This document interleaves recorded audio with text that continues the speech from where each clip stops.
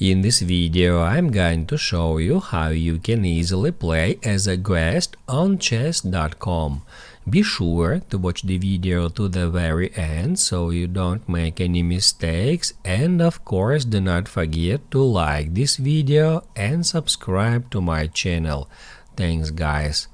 So let's get started, and first off, open up chess.com on your web browser, and if you don't want to sign up and you would like to play as a guest, you can easily do so on that website. All you have to do is just click right here at Play Online. Then we can choose our chess skill level. We can select New to Chess, Beginner, Intermediate or Advanced.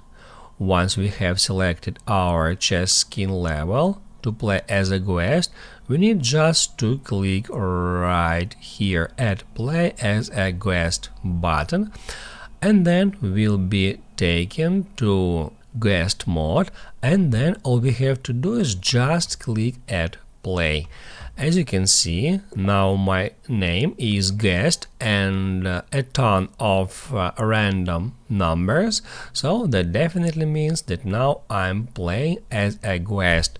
On a guest mode, we can just play with another guests. Just keep it in mind.